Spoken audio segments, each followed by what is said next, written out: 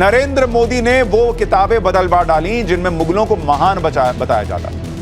अब तक आपके दिमाग में कूट कूट के जो मुगलों का इतिहास भरा गया था वो एक्चुअली में इतिहास नहीं था, वो नैरेटिव था मुगलों को किसी तरह महान साबित कर देने का और देश के असली हीरोज को छुपा के रखने का, जिनमें से कई के बारे में हमने आपको पाठशाला में बताया। लेकिन अब नरेंद्र मोदी ने वो पुरानी किताबों के पन्ने फाड़ दिए।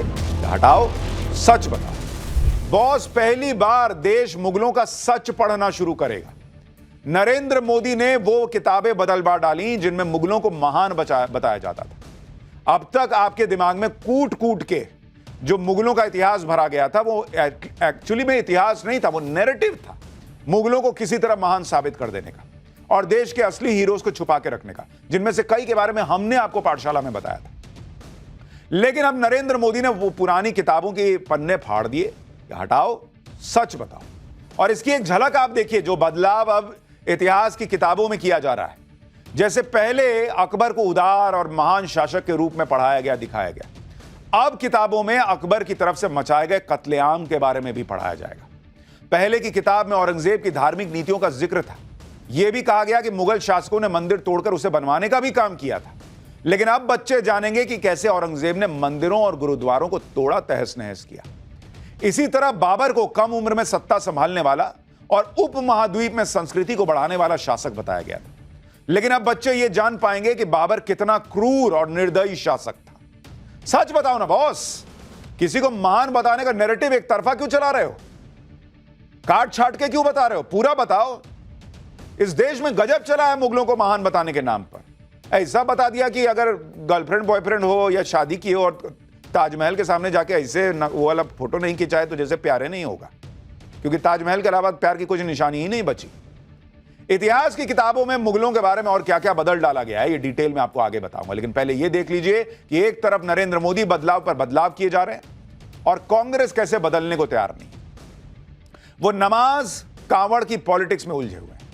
मुस्लिम वोटों की पॉलिटिक्स में ओवैसी को भी साइड लगाने में जुट गए। उधर राहुल गांधी अपना अलग ही प्लान बनाने में जुटे हैं। वो असम के सीएम हेमंता बिस्वा शर्मा को जेल भेजने की धमकी दे रहे हैं। ममता बनर्जी की भी अलग पॉलिटिक्स चल रही है, वो इलेक्शन कमीशन से भिड़ गई हैं। राहुल गांधी और ममता बनर्जी की पॉलिटिक्स का चैप्टर भी खोलूंगा। लेकिन पहले नरेंद्र मोदी ने जो बड़ा बदलाव ला दिया है उसका ट्रेलर देख लीजिए।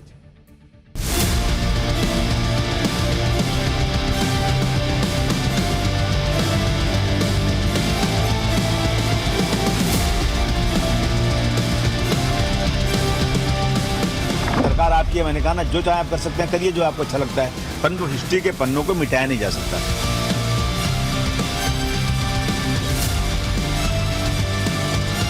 आपके चीफ मिनिस्टर को जेल जाते हुए दिखाएंगे और इससे उनको ना मोदी बचा पाएगा ना अमित शाह बचा पाएगा।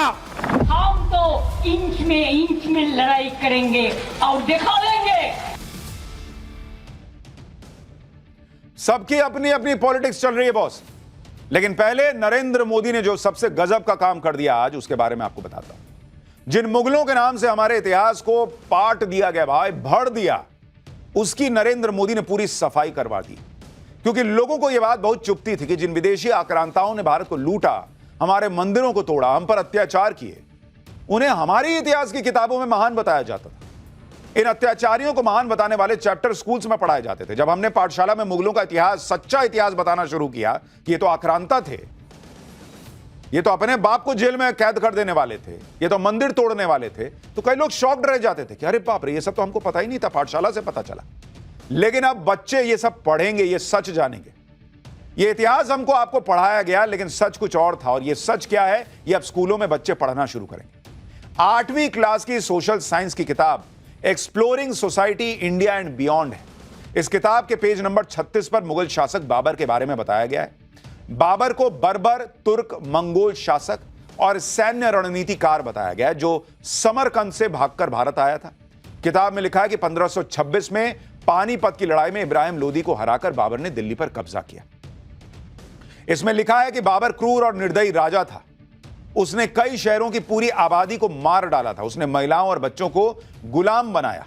उसने हजारों लोगों की हत्या करके उनके कंकालों का ढेर लगा दिया और उसे यह सब जुल्म करने पर गर्व महसूस होता था। एनसीईआरटी की किताब में बाबर की जीवनी, बाबरनामा के हवाले से अब लिखा गया है कि बाबर प्राकृतिक खूबसूरती और वास्तुकला से प्रभावित होकर भारत आया था। बाद में उसे पता चला कि हिंदुस्तान में तो सोने चांदी का खूब सारा खजाना है। भारत की दौलत से प्रभावित होकर उसने वापस जाने की बजाय भारत पर राज करने का फैसला किया। आप सोचिए, जिस बाबर का मकसद ही भारत को लूटना था, जो हिंदुओं का नरसंहार करने पर गर्व महसूस करता था, उसके बारे में अब तक क्या पढ़ाया जाता रहा। 8वीं क्लास की एनसीईआरटी की पुरानी किताब है भारत की खोज, जो पिछले साल तक स्कूलों में पढ़ाई जा रही थी। उसमें बाबर के बारे में क्या लिखा था आपको पता है? कि बाबर का व्यक्तित्व आकर्षक था, वो नई जागृति का शहजादा था।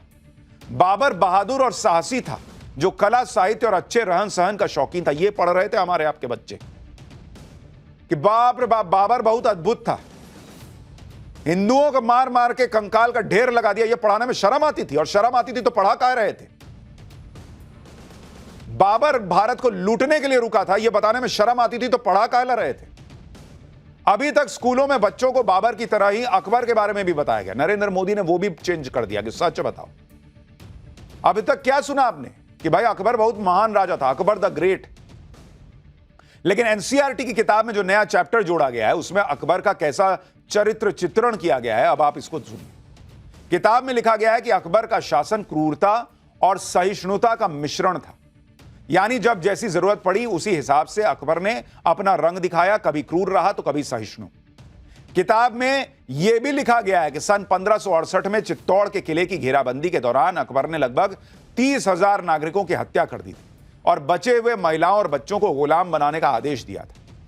इसी जीत के बाद अकबर ने एक चिट्ठी लिखी थी, जिसका जिक्र भी किताब में किया गया है, जिसमें अकबर ने विजय संदेश दिया था और लिखा था कि हमने काफिरों के कई किलों शहरों को जीतने में कामयाबी हासिल की है और हमने वहां इस्लाम स्थापित किया।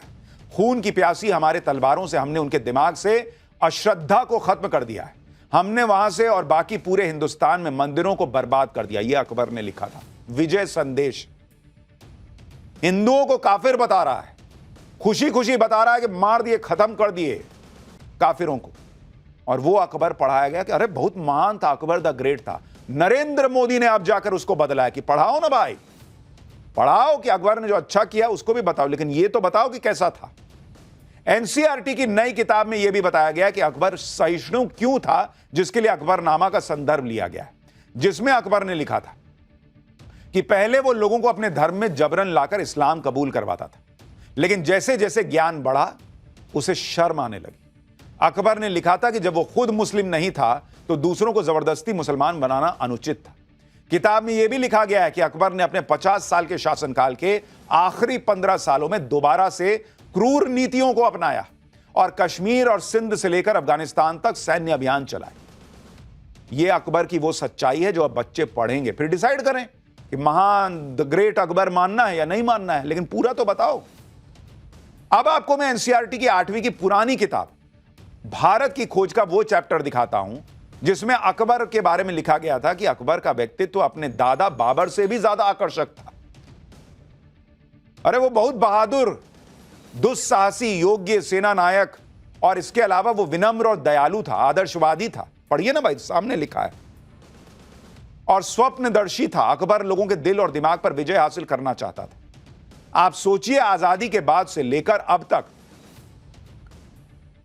क्या पढ़ाया गया है। मुगल शासकों के बारे में यही बातें बच्चों को पढ़ाई जाती रही और उन्हें ग्रेट बनाकर ऐसे पेश किया जा रहा था जैसे वो नहीं होते तो पता नहीं हिंदुस्तान का क्या ही होता। एनसीईआरटी की किताब में सबसे विवादित मुगल शासक औरंगजेब का भी जिक्र है।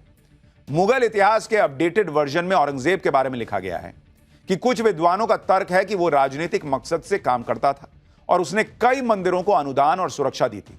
हालांकि उसके फरमान यानी आदेश उसके व्यक्तिगत धार्मिक मकसद को साफ दिखाते हैं। उसने स्कूलों और मंदिरों को ध्वस्त करने का आदेश दिया था।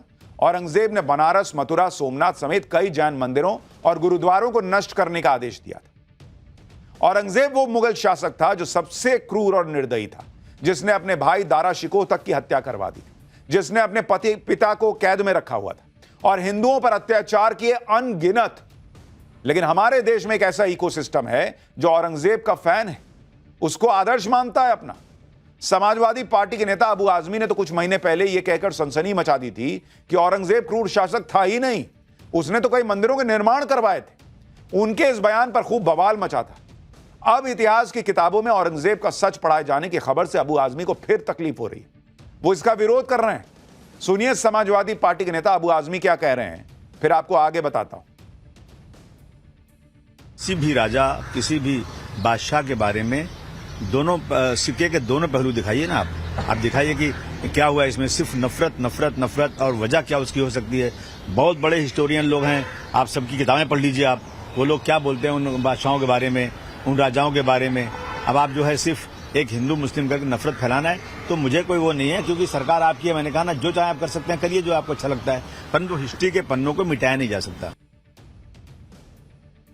अबू आजमी सही कह रहे हैं, हिस्ट्री के पन्नों को मिटाया नहीं जा सकता, लेकिन छुपाया जा सकता है, जिसे इतने साल तक छुपाया गया। और कह रहे दोनों साइड पढ़ाइए। अरे बॉस, दोनों साइड तो अब पढ़ाना शुरू हुआ। अब तक तो यही पढ़ाया जाता रहा कि अकबर बहुत महान था और मुगल जो है भाई साहब इस देश को क्या नहीं दे के चले गए। कितने हिंदू राजाओं का नाम पता है इस देश में? बच्चों को जरा पूछिएगा। अकबर तो लोगों को पता है, शाहजहां पता है, बाबर पता है, औरंगजेब पता है।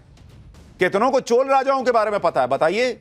जिन्होंने पाठशाला देखी होगी उनको पता होगा, वरना ढेला किसी को नहीं पता था। चोल राजा, हमने आपको पाठशाला में बताया था कि भाई साहब मुगलों के से हर मामले में 10 कदम आगे थे। उनकी अपनी नेवी हुआ करती थी। क्यों नहीं पढ़ाया? कितनों को चोल राजा पता है? कितनों को ढंग से छत्रपति शिवाजी महाराज के बारे में बताया? संभाजी महाराज के बारे में तो अभी फिल्म आई, तब देश को पता चला कि औरंगजेब ने उनके साथ क्या किया था। पढ़ाते ना कूट कूट के, जैसे मुगलों के बारे में पढ़ा रहे थे झुट्टे। अबू आजमी नहीं, कांग्रेस नेताओं को भी मुगल इतिहास में सुधार से दिक्कत है। कांग्रेस राज में ही सड़कों से लेकर गार्डन तक मुगलों के नाम ही तो रखे गए। मुगलों का महिमा मंडन करके ही कांग्रेस ने मुस्लिम वोटों की अपनी राजनीति को साधा। इसलिए मुगल शासकों की सच्चाई दिखाने का विरोध कांग्रेस के नेता भी कर रहे हैं। कांग्रेस के नेता उदित राज तो इस मामले को अलग लेवल पर ले गए। सुनिए क्या कह रहे हैं उदित राज, फिर बताऊंगा मुगल इतिहास के अपडेटेड वर्जन पर देश की पब्लिक क्या कह रही है, देश का मुसलमान क्या कह रहा है। जाति व्यवस्था की वजह से, तो जाति व्यवस्था से ज़्यादा क्रूर कुछ नहीं हो सकता है। मुगल की ब्रुटलिटी हो, ब्रिटिश की ब्रुटलिटी हो, कुछ भी नहीं है। आज भी जो ब्रुटलिटी चल रही है, शादी ब्याह में घोड़ी पर नहीं चढ़ने दे रहे हैं, आज भी मंदिर में घुसने नहीं देते, हत्या बलात्कार तो आम बात है, और छुआछूत आम बात है, भेदभाव आम बात है। अगर टोटलिटी में देखा तो जितना ब्रुटलिटी जाति के नाम पर हुआ है उतना चंगेज खान ने भी नहीं किया होगा, हिटलर ने नहीं किया होगा। जातिवाद से अगर इतनी दिक्कत है तो राहुल गांधी को क्यों नहीं समझाते कि जाति जाति करना जो है वो कम करें? और अगर कहीं कुछ समाज में कमी है, कहीं मान लीजिए छुआछूत बचा हुआ है, कहीं कोई जातिवाद को लेकर दिक्कत है, तो उसको दूर करना विकल्प है या अकबर महान था ये पढ़ाना शुरू कर दिया जाए? ये लोग अलग लेवल पे बात करते हैं भाई। आप देखिए कि कैसे हमारे देश में मुगलों का महिमा मंडन किया गया, हिंदू सम्राटों के गौरवशाली इतिहास को छिपा लिया गया। जुलाई 2021 में think tank public policy research centre ने शिक्षा पर संसदीय समिति को एक रिपोर्ट पेश की थी, जिसमें बताया गया था कि एनसीईआरटी की किताबों में अकबर के औसतन 97 संदर्भ है, शाहजहां, औरंगजेब और जहांगीर के 30 संदर्भ है, जबकि छत्रपति शिवाजी महाराज के केवल 8 संदर्भ। हिंदू राजा राणा सांगा और महाराणा प्रताप का लगभग कोई संदर्भ ही नहीं है। यह तो हाल था, और कह रहे हैं कि दूसरा साइड पढ़ाना शुरू किया है तो भाई हिंदू मुसलमान हो रहा है। हिंदू को तुमने पढ़ाया कहां जो हिंदू मुसलमान हो जाएगा? एनसीईआरटी की किताब में मुगलों का जो चरित्र चित्रण किया गया है उसको लेकर देश के लोग क्या सोच रहे हैं, हमने वो भी समझने का प्रयास किया। सुनिए नवभारत के कैमरे पे लोग क्या रिएक्शन दे रहे हैं। देखिए, अगर एनसीईआरटी ने अगर बुक्स में ऐसा कोई पब्लिकेशन अगर उन्होंने प्रकाशन किया है तो ये काफ़ी निंदनीय है, क्योंकि हम लोग जो इतिहास पढ़े हैं, इतिहास में मुगल के बारे में यही पढ़े हैं। मुगल एक वंश है और उन्होंने एक साम्राज्य का निर्माण किया है, और उनके बारे में, अच्छाई के बारे में हम लोगों ने पढ़ा है। उनका बुराइयां जो भी उनके बारे में ये भ्रम फैलाया जा रहा है, एनसीईआरटी ने जो पब्लिकेशन किया है ये गलत है, ये काफ़ी निंदनीय है। मैं तो ये कहता हूँ कि मुगलों ने हमारे भारत को क्या दिया। अगर यहाँ का मुसलमान वो अच्छी तरह जानता है कि मुगल आए, या तो उन्होंने इमारतें बनवाई, या शादियाँ करी, या उन्होंने अपनी ऐश के अंदर जीवन यापन किया, एक दूसरे को मारा काटा, यही मुगलों ने सिखाया। और जो सिलेबस था, जो हमारी बदनसीबी कह लो या हमारे जो राजनीतिक ये देख लो, दबाव देख लो, उनको सही इतिहास बताना चाहिए था। ये हमारे देश का दुर्भाग्य है कि हमारी पीढ़ियों को पिछली सरकारों ने कहीं ना कहीं मुगलों के बारे में बहुत अच्छा लिखा। वो क्यों लिखा वो मालूम नहीं, लेकिन सच्चाई अब सामने आ रही है। बहुत ऐसे इंसिडेंट हैं जहां पूरी तरह से ज्ञात होता है कि मुग़ल क्रूर थे। कुछ उसमें एक आध अच्छे हो सकते हैं, वो अलग चीज़ है, लेकिन मुग़ल क्रूर थे। और मुग़ल जो हम मुसलमानों के हीरो कतई नहीं है। मुग़लों को महान बताने की कतई कोई ज़रूरत इस वक्त नहीं है, इसलिए कि इस वक्त हिंदुस्तान का मुसलमान बहुत पढ़ा लिखा हो चुका है।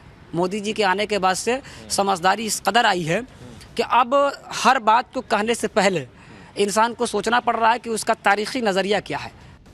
बात सही है कि जब से हम आज़ाद हुए तब से जो कांग्रेस गवर्नमेंट आई तब से हिंदुओं को प्रताड़ित किया जा रहा है। जो % आबादी मुस्लिमों की कम थी आज ज़्यादा हो गई, कांग्रेस की वजह से हो रही है। और हमको जो पढ़ाया गया है, कभी यहाँ वहाँ हुमायूं, बाबर, औरंगजेब भी पढ़ाया गया है, कभी अपने जो थे जैसे शिवाजी, महाराणा प्रताप, वैसे अपने कहीं राजा हो गए, लेकिन उसके बारे में कहीं कोई बुक्स में पढ़ाया नहीं गया है। इतिहास गवाह है कि देखा है कि उन लोगों ने क्या क्या नहीं किया है। हिंदुओं को जबरदस्ती से मुसलमान भी बनाया है और हमारे कई सारे मंदिर लूटे हैं। और तो आने वाली जो फ्यूचर पे,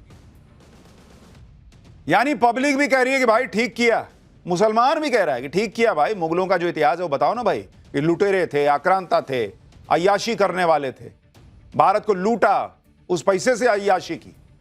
इधर मुगलों के बदले इतिहास पर बवाल मचा हुआ है। नरेंद्र मोदी रुकने वाले हैं। उन्होंने कहा कि सफाई अभियान चल रहा है तो चल रहा है, यह भी ढंग से पढ़ाना शुरू करो बच्चों को, सही इतिहास बताओ। उधर उत्तराखंड के सरकारी स्कूलों में भगवत गीता और रामायण का पाठ पढ़ाने की भी तैयारी की जा रही है। उत्तराखंड सरकार इसके लिए सिलेबस तैयार कर रही है। एनसीईआरटी से बातें हो रही हैं। इन धार्मिक ग्रंथों को राज्य के 17,000 सरकारी स्कूलों के सिलेबस में शामिल किया जाएगा। जब तक ये सिलेबस का हिस्सा नहीं बन जाते तब तक स्कूलों में सुबह की प्रार्थना में भगवत गीता और रामायण के श्लोकों का पाठ कराया जाएगा। लेकिन उत्तराखंड सरकार के इस फैसले का भी विरोध हो रहा है। कांग्रेस कह रही है कि बीजेपी शिक्षा का भगवाकरण कर रही है। सुनिए उत्तराखंड के सीएम पुष्कर सिंह धामी और राज्य के पूर्व सीएम हरीश रावत क्या कह रहे हैं इस पर। हमने शिक्षा विभाग की समीक्षा बैठक में तय किया था कि सभी हमारे विद्यालयों में गीता पाठ कराया जाएगा। गीता का सभी को ज्ञान मिले, हमारे बच्चे जीवन में आगे बढ़े, इसकी अब शुरुआत हो गई है। ये देवभूमि है, देवभूमि में निश्चित रूप से कर्म धर्म सभी पर विशेष ध्यान होना चाहिए। हमारे बच्चों का भी उस दिशा में ज्ञान होना चाहिए, तो बच्चों को उस दिशा में प्रेरित किया जा रहा है। और धर्म ग्रंथों में जिनमें भी जो अच्छी बातें हैं, जिनको आगे की पीढ़ी के लिए जो प्रेरक हो सकती हैं, उनको पाठ्यक्रमों में डालने और पढ़ाने में कोई हर्ज नहीं है, कोई हर्ज नहीं है। मगर ये एक तरफा नहीं होना चाहिए। ऐसा नहीं लगना चाहिए कि हम एक ही तरफ चल रहे हैं। इसमें जो दूसरे ग्रंथों में भी कोई अच्छी बातें हैं उनका भी समावेश किया जाना चाहिए। काम यदि भगवाकरण के एजेंडे को आगे बढ़ाने के दृष्टि से उनसे किए जा रहे हैं तो उसका दुष्प्रभाव हमारी सारी शिक्षा प्रणाली पर पड़ेगा, क्योंकि जो नई शिक्षा नीति है वो भगवाकरण की प्रतीक बन गई है। उसके खतरे देश के लिए और शिक्षा के लिए बहुत गंभीर होने जा रहे हैं।